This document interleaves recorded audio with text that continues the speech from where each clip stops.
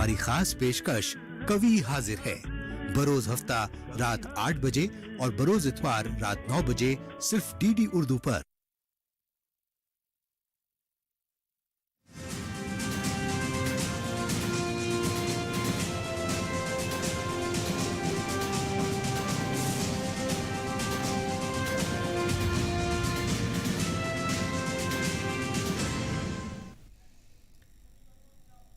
नमस्कार, किसान समाचार में आपका स्वागत है। मैं हूं साइमा खान। सबसे पहले नजर डाल लेते हैं हेडलाइंस पर। केंद्रीय कृषि मंत्री नरेंद्र सिंह तोमर ने फिक्की द्वारा आयोजित 11वें एग्रोकेमिकल्स कॉन्क्लेव को किया संबोधित। कहा कि फर्टिलाइजर और कीटनाशकों के प्रयोग को कम करने के लिए निजी क्षेत्र भी सरकार के साथ जुड़े।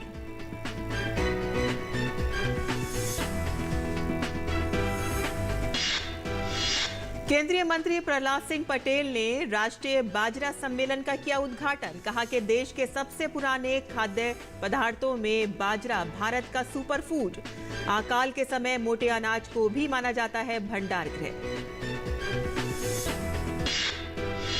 केंद्रीय मंत्री डॉक्टर जितेंद्र सिंह ने कहा कि बैंगनी क्रांति की सफलता ने कृषि तकनीक स्टार्टअप पर ध्यान किया केंद्रित। जम्मू कश्मीर में किसान लेवेंडर फूल जैसी सुगंधित फसलों की कर रहे हैं खेती।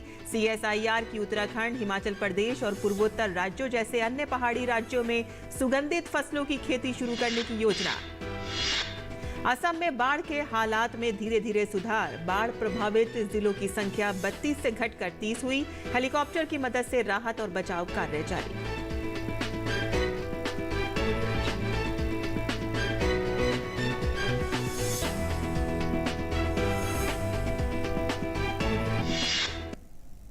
और अब समाचार विस्तार से, जहां केंद्रीय कृषि मंत्री नरेंद्र सिंह तोमर ने भारतीय वाणिज्य एवं उद्योग महासंघ फिक्की द्वारा आयोजित 11वें एग्रो केमिकल्स कॉन्क्लेव को हिमाचल प्रदेश सोलन से वर्चुअल संबोधित किया।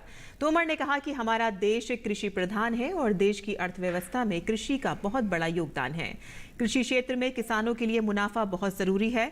उत्पादन में वृद्धि भी बहुत आवश्यक है। देश में दलहन और तिलहन की दृष्टि से अच्छा काम चल रहा है। ये भी जरूरी है कि कृषि के क्षेत्र में मुनाफा बढ़े तथा फसलोपरांत किसानों को होने वाला नुकसान न्यूनतम हो, जिसके लिए कदम उठाने की जरूरत है। इस संबंध में केंद्र सरकार कई योजनाओं पर काम कर रही है।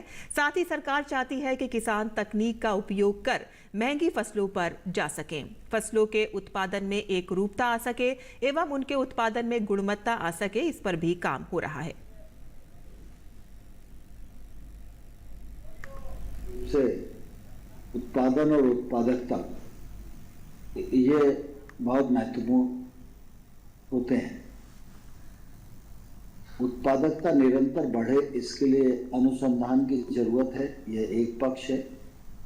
मुझे प्रसन्नता है कि हमारे साइंटिस्टों ने काफ़ी इस दिशा में काम किया है, लेकिन अभी काम करना और बाकी है।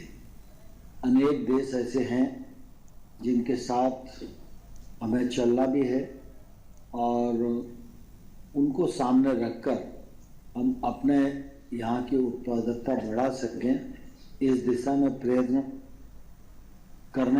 किया जा रहा है और मुझे लगता है कि उसका सदपरिणाम भी सामने आएगा। केंद्रीय कृषि मंत्री ने कहा कि खेती में फर्टिलाइजर और कीटनाशकों के प्रयोग को कम किया जाना चाहिए। उत्पादकता के लिए नए बीज का अनुसंधान यह एक पक्ष है और साथ ही साथ फर्टिलाइजर का सीमित उपयोग, पेस्टिसाइड का सीमित उपयोग और उसके उपयोग के महत्व को जानते हुए उपयोग करना यह अत्यंत आवश्यक है। अभी मैं ऐसा मानता हूं कि देश भर में छोटे किसान तक बहुत सारी चीज़ें नहीं पहुंचती और इसलिए जो उसकी फसल का नुकसान होता है उससे वो पीड़ित भी होता है, फसल को बचा भी नहीं पाता है। इस मामले में सरकार राज्य सरकारों के माध्यम से प्रयत्न करती है। आत्मा योजना के माध्यम से जगह जगह पाठशालाओं का आयोजन किया जाता है, उसके कारण अवेयरनेस बढ़ भी रही है। कृषि विज्ञान केंद्र भी इस दिशा में काम कर ही रहे हैं और केंद्रीय खाद्य प्रसंस्करण उद्योग राज्य मंत्री प्रहलाद सिंह पटेल ने नई दिल्ली में भारत के लिए भविष्य का सुपर फूड विषय पर राष्ट्रीय बाजरा सम्मेलन का उद्घाटन किया। कार्यक्रम का आयोजन उद्योग निकाय एसोचैम ने खाद्य प्रसंस्करण उद्योग मंत्रालय के सहयोग से किया। इस सम्मेलन का आयोजन खाद्य और पोषण सुरक्षा सुनिश्चित करने के अवसरों और चुनौतियों पर चर्चा करने के लिए किया गया। केंद्रीय मंत्री पटेल ने बताया कि देश में मोटे अनाज का उत्पादन 2020-21 में बढ़कर 17.96 मिलियन टन हो गया है, जो 2015-16 में 14.52 मिलियन टन था और बाजरा, मोती बाजरा का उत्पादन भी इसी अवधि में बढ़कर 10.86 मिलियन टन हो गया है। दुनिया ने यह फैसला नहीं किया था कि अगला वर्ष मोटे अनाज का वर्ष होगा, लेकिन प्रधानमंत्री ने बड़ी जिम्मेदारी के साथ एक कृषि और फूड प्रोसेसिंग और सिविल सप्लाई के कार्यक्रम में अपनी बात कही थी। और उन्होंने कहा था कि भारत को पौष्टिक आहार और अच्छा स्वास्थ्य सुनिश्चित करने के लिए मोटे अनाज के उत्पादन के क्षेत्र में क्रांति लाने की दिशा में काम करने की आवश्यकता है। मुझे कई बार लगता है कि हमको देश का ऐसा नेतृत्व प्राप्त है जो घटने के बहुत पहले से भांप लेता है और चेताने की और जगाने की कोशिश करता है। प्रहलाद सिंह पटेल ने कहा कि केंद्र सरकार हर कदम पर किसानों को सहयोग और मदद करने के लिए तैयार है। अगर कोई आप इनोवेटिव या ऑर्गेनिक सेक्टर में कोई बेहतरीन आप प्रोडक्ट पैदा करते हैं तो उसमें आपको मदद करने के लिए तैयार है। रेडी टू ईट दुनिया की डिमांड है। अगर वो मोटे अनाज की तरफ है तो फिर आपको और पीछे जाना पड़ेगा। आप एक तरफ 2 लाख इंडस्ट्री की बात कर रहे हैं, लघु उद्योगों की, कि आप उनको अपग्रेड करके दुनिया के कंपटीशन में खड़ा करना है। उससे ऊपर PIL स्कीम है जिसमें बड़े उद्योगपतियों को मैं दुनिया के प्लेटफॉर्म पर ले जाकर भारतीय कंपनी के तौर पर पहचान दिलानी है और सरकार उसमें मदद करेगी। मुझे लगता है कि इस विभाग में से बेहतर कोई दूसरी मिनिस्ट्री नहीं हो सकती, क्योंकि कहीं ना कहीं हमें तो कुछ करना नहीं है। हमें जो करने वाला, उत्पादन करने वाला किसान हो, कोई सोसाइटी हो, FPO हो, हमारा कोई ग्रुप हो, इंडस्ट्री हो, उद्योगपति हो, हमारे सामने कोई बैरियर नहीं है। हमें तो सिर्फ उसको मदद करनी है जो सेक्टर में काम करने के लिए आगे बढ़ रहा है, और इसलिए ग्रोथ के इस स्पीड को हमें देखना होगा। उन्होंने कहा कि बाजरा के उत्पादन और प्रसंस्करण में अधिक निवेश की आवश्यकता है और सप्लाई चेन को और दुरुस्त करने की जरूरत है। इस सप्लाई चेन हमारी सबसे मजबूत होनी चाहिए, और कोरोना के समय उनके दूरदर्शी प्रयासों का परिणाम था कि हम उस सप्लाई चेन को सक्सेसफुली पूरा कर पाए। और इसलिए हमारी मिनिस्ट्री ने 2-3 और बड़े परिवर्तन किए।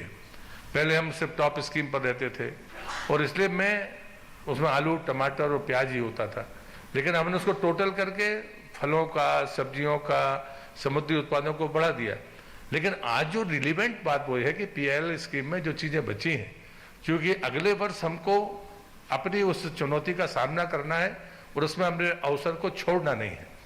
इसलिए PIL स्कीम में जो बचा हुआ धन है, हम चाहते हैं कि मिलेट्स की इंडस्ट्री को इसी पैरामीटर्स के आधार पर इस पैसे को देके अगले वर्ष की जो डिमांड है उसको बीट आउट करने के लिए हम, या उसको उस लक्ष्य को पाने के लिए हम काम करें। और केंद्रीय मंत्री डॉक्टर जितेंद्र सिंह ने कहा कि बैंगनी क्रांति ने कृषि तकनीक स्टार्टअप पर ध्यान केंद्रित किया है। उन्होंने कहा कि उच्च मौद्रिक रिटर्न के कारण जम्मू कश्मीर के पहाड़ी इलाकों में किसान बड़े स्तर पर पारंपरिक खेती से लेवेंडर जैसी सुगंधित फसलों की खेती की ओर बढ़ रहे हैं। उन्होंने कहा कि सुगंधित फसलें सूखा और कीट प्रतिरोधी दोनों हैं और CSIR केंद्र शासित प्रदेश में इस कृषि स्टार्टअप वरदान को बढ़ावा देने के लिए सभी प्रकार की तकनीकी सहायता प्रदान कर रहा है।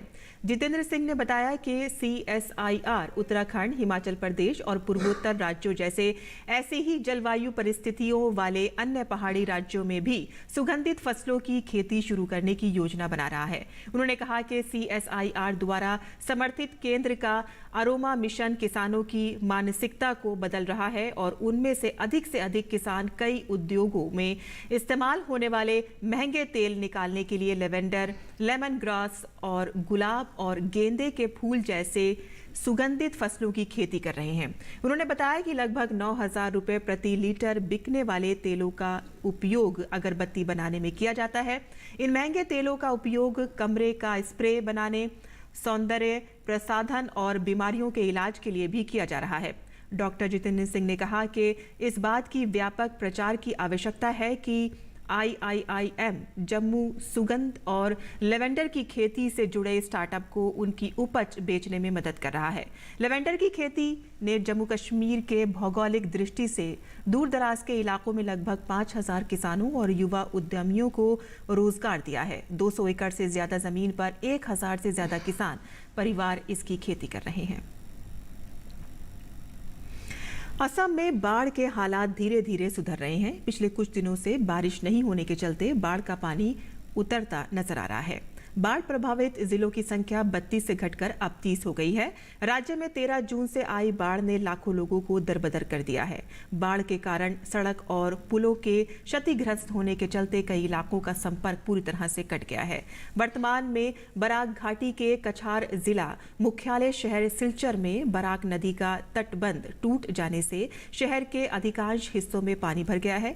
लोगों के घरों में बाढ़ का पानी प्रवेश कर गया है। कछार जिला मुख्यालय के अलावा दरंग, ग्वालपारा, करीमगंज और मोरीगांव जिले में भी शहरी इलाकों में भी बाढ़ का पानी है। सिलचर और कछार जिले में बाढ़ की स्थिति अभी भी बनी हुई है। प्रभावित इलाकों में बचाव अभियान चलाया जा रहा है।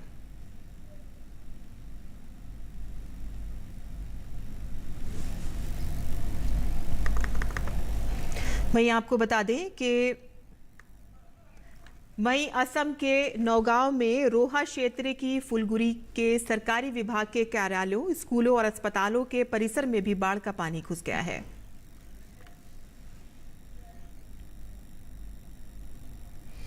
मुख्यमंत्री डॉक्टर हेमंत बिस्वा शर्मा ने गुरुवार को जलाधिकारी और स्थानीय सांसद के साथ हेलीकॉप्टर से बाढ़ प्रभावित शहर सिलचर के साथ ही कछार जिले के अन्य हिस्सों का जायजा लिया। कछार जिले के 2,30,000 से अधिक लोग बुरी तरह से प्रभावित हैं। हेलीकॉप्टर से लोगों को भोजन के पैकेट और पीने का पानी मुहैया कराया जा रहा है। खतरे के निशान से ऊपर बहने वाली नदियों में कपिली, धरमतुल, कामपुर, दिसांग, नंगला, मुराघाट और ब्रह्मपुत्र डुबरी शामिल हैं। राज्य आपदा प्रबंध विभाग के अनुसार राज्य के 30 जिले बाढ़ से अभी भी प्रभावित हैं। और असम में बाढ़ की स्थिति का जायजा लिया हमारे संवाददाता शांतनु ने। असम में आज 2 दिन लगातार तेज धूप निकलने के बाद और बारिश नहीं होने के वजह से आज तीसरे दिन भी यहाँ पे धूप निकली हुई है और फ्लड सिचुएशन काफी इंप्रूव हुई है। स्पेशली मैं अगर ब्रह्मपुत्र वैली की बात करता हूँ, मैं इस वक्त गुवाहाटी के पास जो चंद्रपुर लोकेलिटी है वहाँ ब्रह्मपुत्र के बगल में मैं खड़ा हूँ। यहाँ पे आप देख सकते हैं मैं जहाँ पे अभी खड़ा हूँ यहाँ 2 दिन पहले पूरा पानी भरा हुआ था और आज कल से ये पानी कम होना शुरू हुआ और ये पानी अभी नीचे जा चुके हैं और जैसे धूप निकली हुई है तो हम उम्मीद करते हैं कि पानी और भी नीचे जाने वाले हैं। और ब्रह्मपुत्र के जो बाकी ट्रिब्यूटरीज है जैसे मानस हो गया, आपके पगलाडिया, पुठीमरी, सुबनसिरी, ये सब नदी, कपिली, इनके भी पानी का लेवल धीरे धीरे नीचे जा रहा है और ज्यादातर गांव जो पानी के नीचे थे वो अभी पानी वहां पे कम हो रहा है और लोगों के सिचुएशन थोड़ा वहां पे इंप्रूवमेंट हुआ है। लेकिन मैं अगर बराक वैली की बात करूं, जो साउथर्न असम की डिस्ट्रिक्ट की बात करता हूं, तो वहां पे कासार, करीमगंज और हाइलाकांडी में सिचुएशन अभी भी सेंसिटिव है, थोड़ा क्रिटिकल है। स्पेशली सिलचर में जो वहां पे अनप्रेसिडेंटेड फ्लड हुई है, जो बराक नदी के पानी वहां पे आ गया था, तो वहां से लोगों के जनजीवन अभी भी थोड़ा वहां पे उनको डिफिकल्टीज है। लेकिन अच्छी बात यह है कि प्रशासन लगातार कोशिश कर रहा है लोगों को राहत पहुंचाने के लिए और कल असम सीएम हिमंता बिस्वा शर्मा ने सीनियर ऑफिशियल्स के साथ खुद एरियल सर्वे किया। कुल मिला के धूप खिली हुई है। हम उम्मीद करते हैं सिचुएशन आज जितना अच्छा है उससे और बेहतर हो जाएगा 2-3 दिन में और असम के लोगों को इस आपदा से राहत मिलेगा। तो गुवाहाटी से डीडी न्यूज के लिए कैमरामैन रुबुल सैकिया के साथ मैं शांतनु रोमुड़िया। वहीं मानसून के लिए अभी थोड़ा और इंतजार करना पड़ सकता है। दक्षिण पश्चिम मानसून के 6 जुलाई तक पूरे देश में पहुंचने की संभावना है। मौसम विभाग ने कहा है कि मानसून सामान्य रूप से 8 जुलाई तक समूचे देश में पहुंचता है।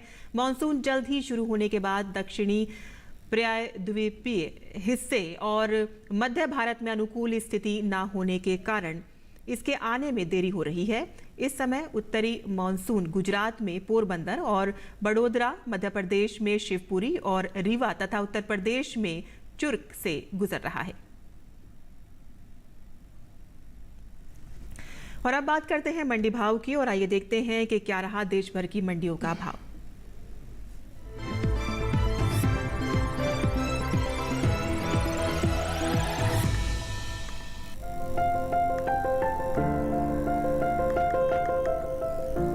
बिहार के उत्तर पश्चिमी जलोढ़ और उत्तर पूर्व जलोढ़ मैदानी इलाकों में अगेती धान की सीधी बुआई करें। यहाँ मध्यम अवधि वाली धान की बुआई भी की जा सकती है।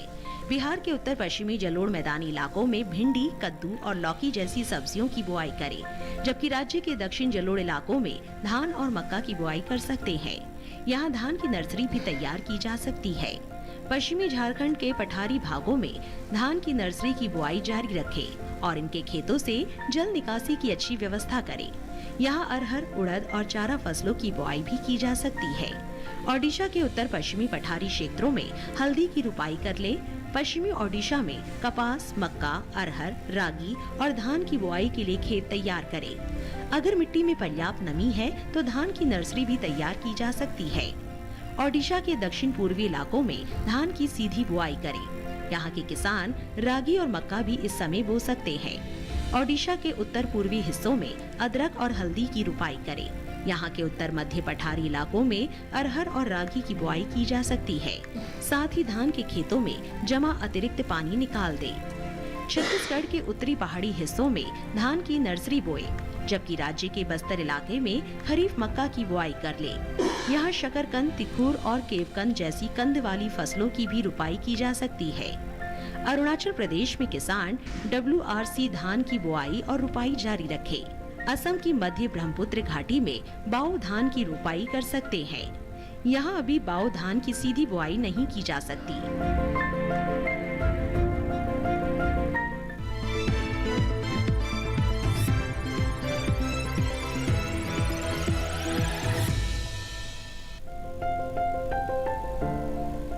लौकी को गर्मी और बरसात दोनों में बोया जा सकता है।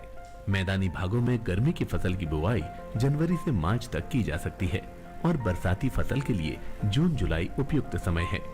बुआई से पहले खेत से खरपतवार को पूरी तरह से साफ कर लें और जमीन को समतल कर लें। बुआई के लिए 1 हेक्टेयर में संकर किस्म के बीज 5 से 7 किलो, जबकि सामान्य किस्मों के 6 से 8 किलो बीज लें। 1 हेक्टेयर में 100 किलो नाइट्रोजन, 50 किलो फास्फोरस और 60 किलो पोटाश की जरूरत होती है। सभी उर्वरक आधार खुराक के रूप में यानी बोते समय ही दें। बात अगर सिंचाई की करें तो शुरुआत में फसल की जरूरत के हिसाब से और फूल आने पर 5वें दिन पानी देते रहें। वहीं फसल को खरपतवार से दूर रखने के लिए 2 बार निराई गुड़ाई करें। करीब हर 10-12 दिनों में खरपतवार हटाते रहें। लौकी की बेल काफी लंबी होती है। इसकी खासियत ये है कि आप कम जगह में भी इसकी खेती कर सकते हैं। कीड़े और सड़न से बचाने के लिए बेलों को तार की बाड़ या लकड़ी के मचान पर फैला दें। इससे न सिर्फ बीमारियों से बचाव होगा बल्कि पैदावार भी बढ़ेगी। भारतीय कृषि अनुसंधान संस्थान ने इलाकेवार कई उन्नत किस्में तैयार की हैं, जैसे पूसा समृद्ध दिल्ली और NCR के लिए है। 1 हेक्टेयर में 270 से 300 क्विंटल तक पैदावार देने वाली ये किस्म 50 से 55 दिनों में तैयार हो जाती है। वहीं पूसा हाइब्रिड 3 दिल्ली, हरियाणा, उत्तर प्रदेश और पंजाब के लिए अच्छी है। लौकी की फसल में फल मक्खी का हमला हो सकता है। इससे बचाव के लिए विशेषज्ञों की सलाह पर उचित दवाओं का छिड़काव करें। दवा का छिड़काव सिर्फ उसी जगह पर करें जहां फल मक्खी का प्रकोप ज्यादा हो। बेवजह पूरे खेत में दवा छिड़केंगे तो फायदे से ज्यादा नुकसान हो जाएगा। छिड़काव मौसम साफ रहने पर करें। पत्तियां गीली नहीं होनी चाहिए, वरना दवा असर नहीं करेगी। जरूरत के हिसाब से दवा की मात्रा घटा या बढ़ा सकते हैं।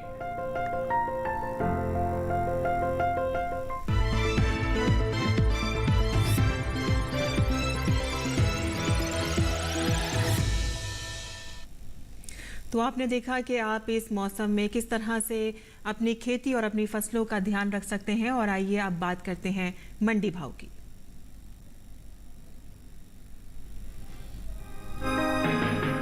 कृषि उपज मंडियों में गुरुवार को जीरे के सौदों में मिले जुले रुख के साथ कारोबार हुआ। हालांकि कुछ मंडियों में इस दौरान जीरे के भाव में कोई बदलाव दर्ज नहीं हुआ। 23 जून को गुजरात की ज्यादातर मंडियों में जीरा बिकवाली के लिए पहुंचा। बात इसके हाजिर भाव की करें तो एग्मार्कनेट के अनुसार गुजरात की धनेरा मंडी में जीरे का कारोबार स्थिर भाव पर हुआ। यहाँ 22 और 23 जून को जीरा बिना किसी बदलाव के 20,350 रुपए पर बिका। इसी तरह जसदन मंडी में भी स्थिर भाव का सिलसिला जारी रहा।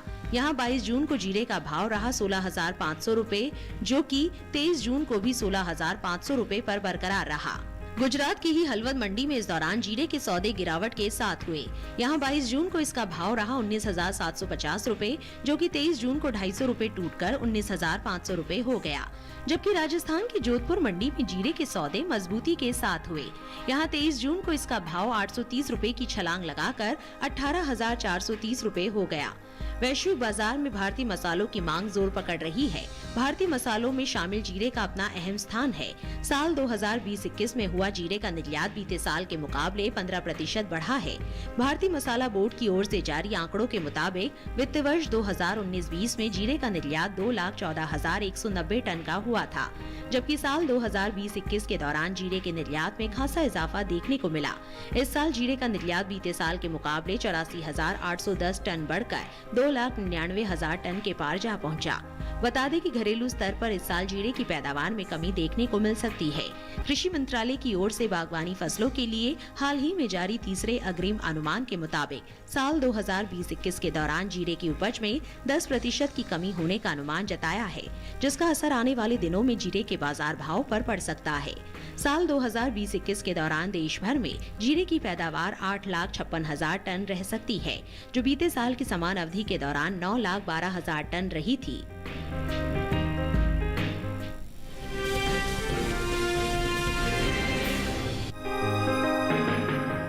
देश में इस साल चने की अच्छी पैदावार देखने को मिल सकती है। घरेलू स्तर पर रबी चने की उपज में 20 लाख टन की बढ़ोतरी हो सकती है, जिसका असर कृषि उपज मंडियों में चने के बाजार भाव पर पड़ सकता है।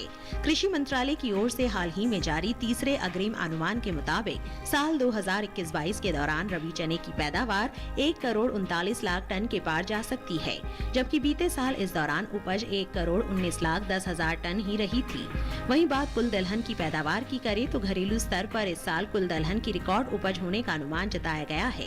कृषि मंत्रालय की ओर से जारी तीसरे अग्रिम अनुमान के मुताबिक साल 2021-22 के दौरान देश में कुल दलहन की पैदावार 2,77,50,000 टन होने का अनुमान है, जबकि बीते साल इस दौरान दलहन की उपज 2,54,60,000 टन रही थी। यानी इस साल कुल दलहन की पैदावार में 22,90,000 टन की बढ़त देखने को मिल सकती है। फिलहाल कृषि उपज मंडियों में चने की आवक सामान्य है। गुरुवार को ज्यादातर मंडियों में चना बिकवाली के लिए पहुंचा। वहीं बात इसके हाजिर भाव की करें तो एग्मार्कनेट के अनुसार गुजरात की ध्रोल मंडी में 23 जून को चने के सौदे 3,960 रुपए पर हुए।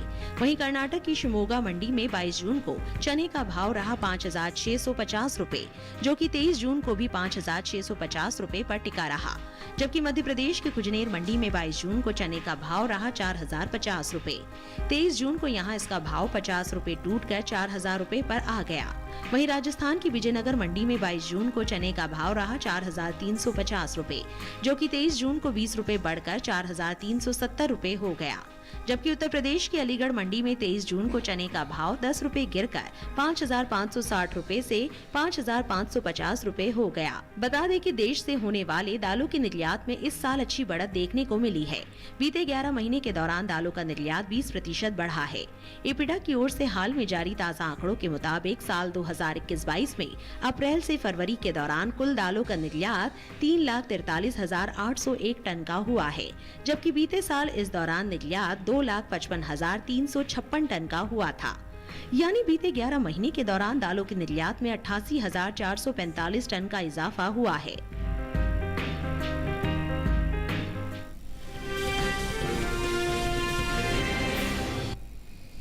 और खेती किसानी की खबरों के बाद आइए और नजर डाल लेते हैं खास खबरों पर। राष्ट्रपति पद की उम्मीदवार के लिए एनडीए प्रत्याशी द्रौपदी मुर्मू ने अपना नामांकन पत्र दाखिल कर दिया। इस दौरान प्रधानमंत्री नरेंद्र मोदी, रक्षा मंत्री राजनाथ सिंह और केंद्रीय गृह मंत्री अमित शाह सहित कई प्रदेशों के मुख्यमंत्री भी मौजूद रहे। द्रौपदी मुर्मू को बीजू जनता दल का समर्थन हासिल हो चुका है। इसके साथ ही आंध्र प्रदेश में सत्तारूढ़ वाईएसआर कांग्रेस ने भी उन्हें समर्थन देने की बात कही है। राष्ट्रपति रामनाथ कोविंद ने राष्ट्रपति भवन में रहने वाले कर्मचारियों और अधिकारियों के लिए एकीकृत आयुष स्वास्थ्य केंद्र की शुरुआत की है। इस केंद्र में आयुर्वेद, योग, प्राकृतिक चिकित्सा, सिद्धा, यूनानी पद्धतियों से विभिन्न रोगों का उपचार किया जाएगा। इस एकीकृत आयुष केंद्र से राष्ट्रपति भवन में काम करने वाले करीब 7,000 से ज्यादा लोगों को फायदा होगा। राज्यसभा के नवनिर्वाचित सदस्यों को शपथ दिलाई गई। राज्यसभा के सभापति एम वेंकैया नायडू ने नवनिर्वाचित सदस्यों को शपथ दिलाई। महाराष्ट्र में शिवसेना का संकट गहराता जा रहा है। सियासी घमासान में शिवसेना के ग्रुप लीडर अजय चौधरी ने विधानसभा उपाध्यक्ष नरहरी झरवाल को पत्र लिख शिवसेना की बागी विधायकों पर कार्रवाई की मांग की है। इस पत्र के उत्तर में बागी विधायक गुट के नेता एकनाथ शिंदे ने अपने ट्वीट में लिखा है कि आप अयोग्यता के लिए 12 विधायकों के नाम बताकर हमें डरा नहीं सकते, क्योंकि हम शिवसेना प्रमुख बाला साहब ठाकरे के अनुयायी हैं। 2002 के गुजरात दंगों में गुजरात के तत्कालीन मुख्यमंत्री मोदी और 63 अन्य लोगों की भूमिका को लेकर एसआईटी की क्लीन चिट के खिलाफ दायर याचिका सुप्रीम कोर्ट ने खारिज कर दी है। ये याचिका दंगों में मारे गए कांग्रेस के पूर्व सांसद एहसान जाफरी की पत्नी ने दायर की थी। बेंच ने कहा कि जकिया की याचिका का कोई आधार नहीं है, हम याचिका खारिज करते हैं। जम्मू कश्मीर में भारतीय सेना और पुलिस ने बर्फबारी की वजह से राजौरी में पीर पंजाल रेंज के इलाकों में फंसे कई आदिवासी लोगों को बचाया है। पीर पंजाल रेंज के इलाकों में बर्फबारी में कई आदिवासी फंस गए थे, जिन्हें बचाने के लिए सेना और पुलिस ने बचाव अभियान चलाया और सफलतापूर्वक सभी आदिवासियों को बचा लिया गया। उद्योग जगत ने केंद्र सरकार की अग्निवीर योजना का स्वागत किया है। उद्योग जगत की जानी मानी हस्तियां इसको एक दूरगामी कदम बता रही हैं और खासी उत्साहित हैं। इसी क्रम में कोटक महिंद्रा बैंक के एमडी ने भी अग्निवीर योजना का स्वागत किया है। और किसान समाचार में आज के लिए बस इतना ही। अनुमति दें। नमस्कार।